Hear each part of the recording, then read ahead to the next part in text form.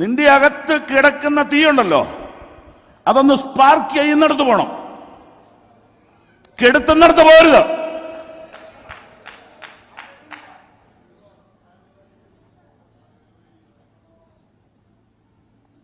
കെടുത്തുന്നിടത്ത് പോകാൻ, ഇപ്പൊ കെടുത്തുന്നിടത്ത് പോകാൻ ഹൈറേഞ്ചിലൊന്നും പോകണ്ട, തൊട്ടടുത്ത് തന്നെ ഉണ്ടല്ലോ,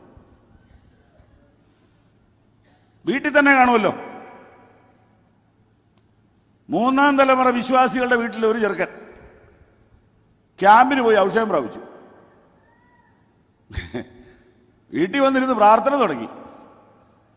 അവന്റെ അപ്പൻ എന്നെ വിളിച്ചു, ഇവനെന്തോ കുഴപ്പമുണ്ട്, ഇവനെ ഒന്ന് ഉപദേശിക്കണോ, പിടി കിട്ടുന്നുണ്ടോ? നമ്മൾ അത്രമാത്രം പുരോഗമിച്ചിരിക്കുക. ഞാൻ പറഞ്ഞു, എൻ്റെ പൊന്നു ചേട്ടാ, എൻ്റെ കൊച്ചു അതുപോലെ ഒന്ന് പ്രാർത്ഥിച്ചിരുന്നെങ്കിൽ ഞാൻ കൊതിക്കുക. കോളേജിൽ നിന്നൊക്കെ വന്നിരുന്ന് അവനിരുന്ന് പ്രാർത്ഥിക്കുകയെന്ന്, അവൻ്റെ കയ്യും കാലും ഒക്കെ കുലുങ്ങുകയെന്ന്. ഇതൊന്നും ഇവർ കണ്ടിട്ടില്ലല്ലോ, ഇവരുടെ അപ്പൻ്റെ അപ്പനെ കണ്ടിട്ടുള്ളൂ.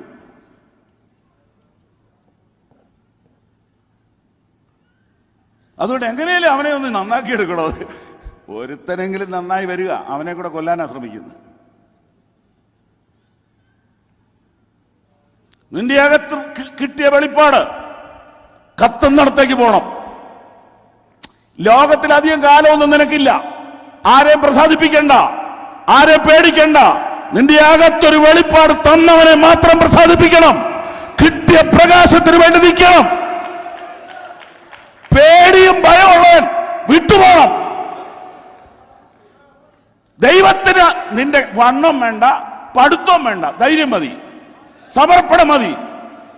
ദൈവത്തിന് വേണ്ടി നിൽക്കാൻ നീ തയ്യാറാണെങ്കിൽ നിന്നെ ഉപയോഗിക്കാൻ ദൈവം കാത്തിരിക്കുക.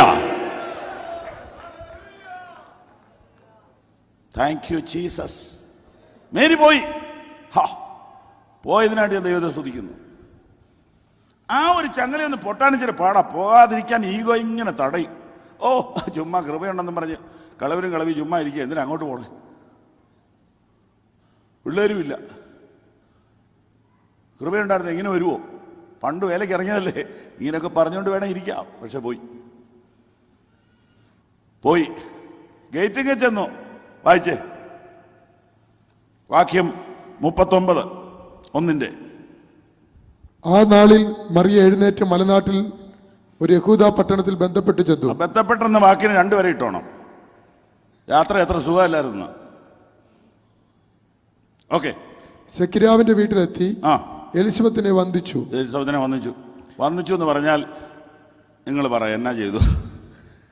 ഈ യെരിഹോ മതിലിന്റെ അടുക്കൽ ആർപ്പിട്ടു. എന്നാ ഈ ആർപ്പേ എന്ന് പറഞ്ഞോ? അങ്ങനെയാണോ? അല്ല, നമ്മുടെ ഭാഷ പറയാം, ഹല്ലേലൂയ എന്ന് പറഞ്ഞു.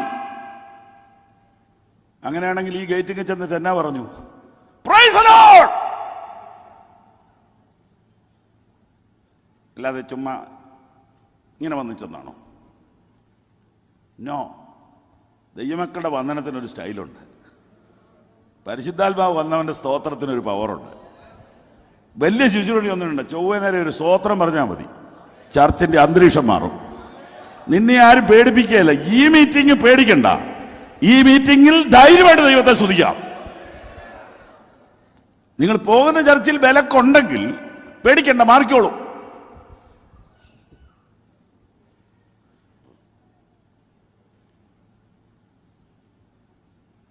വാതുക്കെ ചെന്നൊരൊറ്റ പ്രൈസലോട് പറഞ്ഞു, അമ്മച്ചി ആത്മാവിലായി.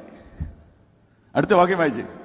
മറിയുടെ വന്ദനം എലിസബത്ത് കേട്ടപ്പോൾ പിള്ള അവളുടെ ഗർഭത്തിൽ തുള്ളി. തുള്ളി എന്നുള്ള വാക്കിന് വരെ ഇട്ടോണം.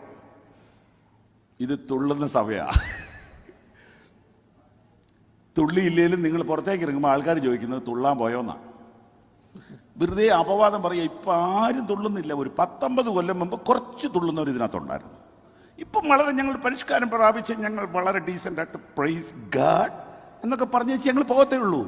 ഞങ്ങളിപ്പോൾ ഇപ്പം തുള്ളുകയല്ല. അന്ന് ഞങ്ങളുടെ അപ്പച്ചന്മാർക്ക് പഠിത്തം കുറവായിരുന്നുകൊണ്ട് തുള്ളിയതാ. ഇന്ന് ഞങ്ങളെല്ലാം ഡി പോട്ടെ, എല്ലാം കഴിഞ്ഞിരിക്കുകയല്ലേ. ഇനി ഞങ്ങൾ അങ്ങനെ സ്തുതിക്കാൻ പറ്റുമോ പാസ്റ്റേ? തുള്ളാൻ പറ്റുമോ? അന്ന് അവർ തുള്ളിയത് കൊണ്ടാണ് ഇന്ന് നീ ഇവിടെ എത്തിയത്. അന്ന് അവർ നാണം മറന്ന് മാനം മറന്ന് തുള്ളിയതിന്റെ നന്മയാ ഇന്ന് നീ അനുഭവിക്കുന്നത്. മറക്കണ്ട.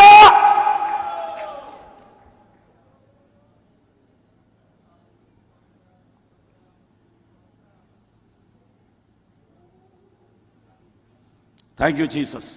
പിള്ളേ അകത്ത് തുള്ളി. ഞാൻ ചോദിക്കുന്നത്, പിള്ളേ അകത്ത് തുള്ളുമ്പം തള്ള പിന്നെ എന്നെ എടുക്കുക? തള്ള എന്നെ എടുക്കുക?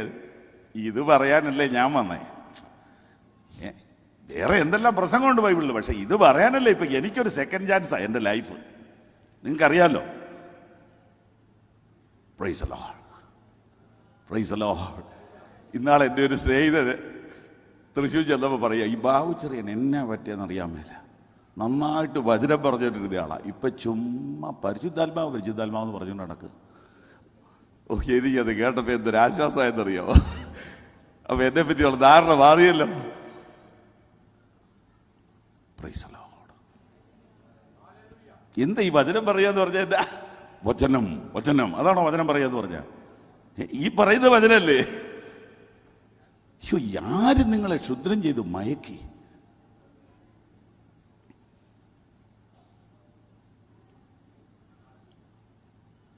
മേരിയുടെ വന്ദനം കേട്ടപ്പോൾ പിള്ളയകത്ത് തുള്ളി, എലിസബത്ത് ആത്മാവിലായി. വായിച്ചേ. എലിസബത്ത് പരിശുദ്ധാത്മാവ് നിറഞ്ഞവളായി. അപ്പൊ പരിശുദ്ധാത്മാവ് വന്നിട്ടുണ്ട് അതിനു മുമ്പ്. അതാ പറയാൻ വരുന്നത്. പക്ഷെ ഞാൻ ഇടയ്ക്കുള്ള ദൂത് പറയണമല്ലോ. വായിച്ചോ. ഉച്ചത്തിൽ വിളിച്ചു പറഞ്ഞത്. അപ്പൊ സഹോദരിമാർക്ക് ഒച്ച വെക്കാവോ? പറ്റുകയില്ല. ആത്മാവ് ഉണ്ടല്ലേ പറ്റുള്ളൂ. ഇത് പഴയ നിയമാന്ന് ഓർക്കണം. ഇപ്പൊ വായിക്കുന്ന പഴയ നിയമ. പുതിയ നിയമത്തിൽ ഇച്ചിരുടെ ഫ്രീഡം കിട്ടി. സഹോദരിമാർക്ക് അത്ര ഒച്ച വെക്കാവോ? മാന്യതയുള്ളവർ വെക്കത്തില്ല. പക്ഷെ ആത്മനിറവുണ്ടെങ്കിൽ ശബ്ദം ഓപ്പണാവും. ഈ തൊണ്ട പുറത്തു വരും, ശബ്ദം പുറത്തു വരുമെന്നേ. ശബ്ദം പുറത്തു വരും. ഇല്ലെങ്കിൽ എന്ത് ചെയ്തിട്ടും കാര്യമില്ല. ഇന്ന് രാത്രി ഞാൻ പ്രാർത്ഥിക്കാം, ചിലരുടെ കെട്ട് ഇന്ന് രാത്രി പൊട്ടും. നിന്റെ സ്തോത്രത്തിന്മേൽ മറ്റു ചിലർ ആത്മാവിലാകട്ടെ. നീ വാതുറക്കുമ്പോൾ ചില കെട്ടുകൾ പൊട്ടട്ടെ. ആത്മാവിന്റെ വലിയ സാന്നിധ്യം ഹോളിൽ വ്യാപരിക്കണം.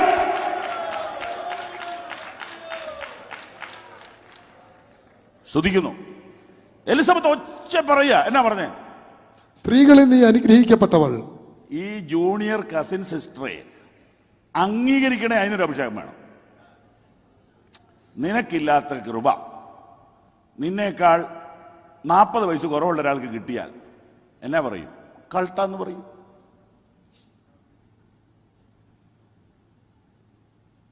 ഇത് അംഗീകരിക്കണേ ഒരു അഭിഷേകം വേണം. എലിസബത്ത് ആത്മാവിൽ അയച്ചു പറയാ, എൻ്റെ പൊന്നു കുഞ്ഞെ, നീ അനുഗ്രഹിക്കപ്പെട്ടവളാ. സ്ത്രീകളിൽ നീ അനുഗ്രഹിക്കപ്പെട്ടവൾ. വായിച്ചോ. നിന്റെ ഗർഭഫലവും അനുഗ്രഹിക്കപ്പെട്ടത്. നിന്റെ കുഞ്ഞു അനുഗ്രഹിക്കപ്പെട്ടതാ. എന്റെ കർത്താവിന്റെ മാതാവ് എന്റെ അടുക്കൽ വരുന്ന. അത്രയും റെസ്പെക്ട് ആ സഹോദരിക്ക് കൊടുക്കാൻ ഈ മാതാവിന് കഴിഞ്ഞല്ലോ. എന്റെ കർത്താവിന്റെ മാതാവ് എന്റെ അടുക്കൽ വരാനുള്ള മാനം എനിക്ക് എവിടെ നിന്നുണ്ട്? എന്തൊരു താഴ്മയാ ആ ഒരു പുരോഹിതന്റെ ഭാര്യയ്ക്ക്. പരിശുദ്ധാത്മാവ് വന്നാലേ ഇത് നടക്കത്തുള്ളൂ. നമ്മൾ വർഷങ്ങൾ കഴിയും തോറും അഹങ്കാരം കൂടുക, തലക്കനം കൂടുക, വയറ് കൂടുന്നുണ്ടല്ലോ. ഞാൻ എൻ്റെ കാര്യം പറഞ്ഞു. ഞാൻ എല്ലാ ദിവസവും ഇതിനെക്കുറിച്ച് ഇങ്ങനെ ഭാരപ്പെടുക. കഴിഞ്ഞ വർഷത്തേക്കാൾ കൂടുക. സ്തോത്രം. ആ കൂട്ടത്തിൽ വേറെ പലതും കൂടുക. ആത്മാവിൽ നിറഞ്ഞാൽ സൗമ്യത കൂടും, ക്ഷമ കൂടും, താഴ്മ കൂടും, തലക്കനം കുറയും. എനിക്കൊന്നും അറിയാൻ മേല കർത്താവേ, ഞാൻ ഒന്നും ചെയ്തിട്ടില്ല. കഴിഞ്ഞ ദിവസം ഞാൻ ഒരു പ്രസംഗം കേൾക്കുക, യാഗപീഠത്തിങ്കൽ വേർപ്പ് വീടരുത്. എനിക്ക് ആ ചിന്ത എന്നെ വല്ലാതെ ഞെട്ടിപ്പിച്ചു. എന്ന് പറഞ്ഞാൽ ഞാൻ ഏതാണ്ടെല്ലാം കഷ്ടപ്പെട്ടു ഞാൻ ചെയ്തതാണെന്നുള്ള തോന്നല് ശാപത്തിന് കാരണമാവും. നീ ഒന്നും ചെയ്തില്ല, നിനക്ക് ദൈവം ആയുസ് തന്നതുകൊണ്ടാണ് നീ നിൽക്കുന്നേ. എന്തെങ്കിലും ചെയ്തെങ്കിൽ ദൈവം ജയിപ്പിച്ചതാ. നീ ദൈവത്തിന്റെ സന്നിധി വീണ് കിടന്ന് നന്ദി പറയണം, അഹങ്കാരം എടുത്തു കളയണം. ദൈവത്തിന്റെ കൃപയ്ക്കായി നന്ദി.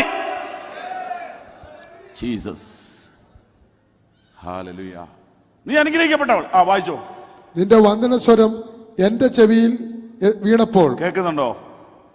നിന്റെ പ്രൈസ് ദി ലോർഡ് എന്റെ ചെവി വീണപ്പം പിള്ള എന്റെ ഗർഭത്തിൽ ആനന്ദം കൊണ്ട് തുള്ളി. എന്റെ പൊന്നെ, പരിശുദ്ധാത്മാവിന്റെ ശരിയായ അഭിഷേകം വരുന്നതിന് മുമ്പത്തെ കാര്യമായി പറയുന്നത്. നീ ഒരു പ്രൈസ് ലോർഡ് പറഞ്ഞപ്പോൾ എൻ്റെ പൊന്നു മോളെ, എൻ്റെ അകത്തൊരു ചലനം ഉണ്ടായി. എൻ്റെ പ്രിയപ്പെട്ടവരെ, ഇതല്ലേ പെന്തക്കോസ്? ഇതല്ലേ നമുക്കിന്ന് രാത്രി വേണ്ടത്? ഇന്ന് നിങ്ങളുടെ ഉള്ളിൽ ഒരു തുള്ളലുണ്ടായാൽ നിങ്ങളുടെ ഉള്ളിലൊരു ചലനം ഉണ്ടായാൽ, അടുത്തൊരു തലമുറ ആത്മനിറവിലേക്ക് നടത്തപ്പെട്ടാൽ, നമ്മുടെ ഈ കൂട്ടായ്മ ലാഭമായി, ഈ മീറ്റിംഗ് നടത്തിയതെല്ലാം ലാഭമായി. ഒരു മടങ്ങി വരവ്, ഒരു പെന്തക്കോസിലേക്ക് ഒരു മടങ്ങി വരവ്, ആത്മനിറവിലേക്ക് ഒരു മടങ്ങി വരവ്, കൃപാവരങ്ങളിലേക്ക് ഒരു മടങ്ങി വരവ്, പ്രവചന ശുശ്രൂഷയിലേക്ക് ഒരു മടങ്ങി വരവ് നമുക്കുണ്ടാകട്ടെ.